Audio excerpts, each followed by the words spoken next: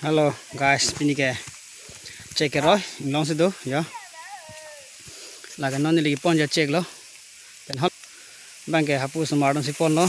Ting jo bang lang nek samar ke sai ba pum truck san po. Cái này bang ke ununde di claim plate apena jak ding ma di san ja kong kam ke. Si jo. Check ho dak pasi wang le ho dak si bui dup lo. Ka check jo la han lo. Dak si cái thứ bang ni kali hai. Ni le cái thứ kali, cái thứ bang ke bang. Anu ka plate si cái thứ sama hala check ro yi tum bang. Ka plate amak tum ka plate kana kam ko masilang tum masai ko mas claim ke delo. Mas pini bang ke ni mi thang masih long ki lo ja lo pasi. Anang ro nong le ha di take le ke long su pana mati. Long da du nei ngi. Hem dorat rong dorat bele tangkai wang le bukali cepat duk nei. Claim nei ngi. Ki jui porta jui nei ngi. Apa sol le ha la sinon ne li do bang ke long bong sin li do lo.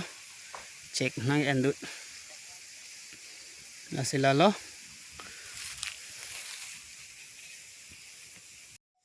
Lak ong lo. Alang ta san palo ri ha. Boom truck khang ne pon de. Mang ke li le lang de.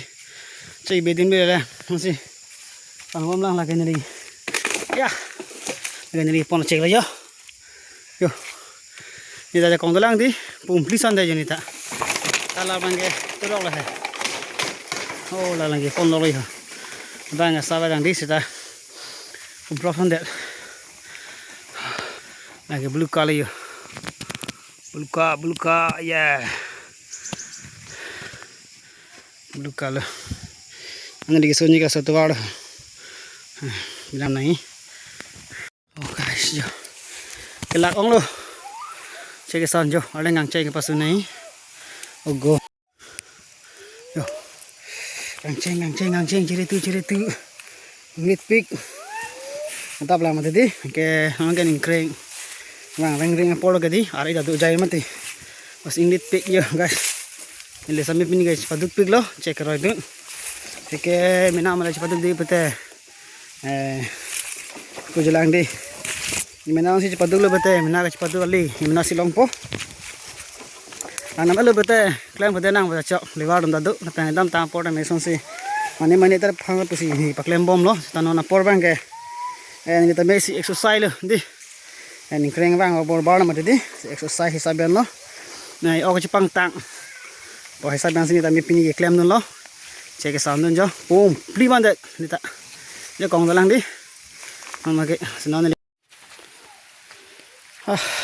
check cái bụi đi mang lên chìa lo, mà cái check, ta xin tuần này rồi, ok, nó từng cái ban check bên những hàng phẳng hòm, mình đang sound này check lo, mình xin lấy là, ở đây check bên bên đi, em bảo cái bây giờ giang siêu rồi guys, masih vang lo, mà cái đi mang lên rồi, check hàng tuần cho đi.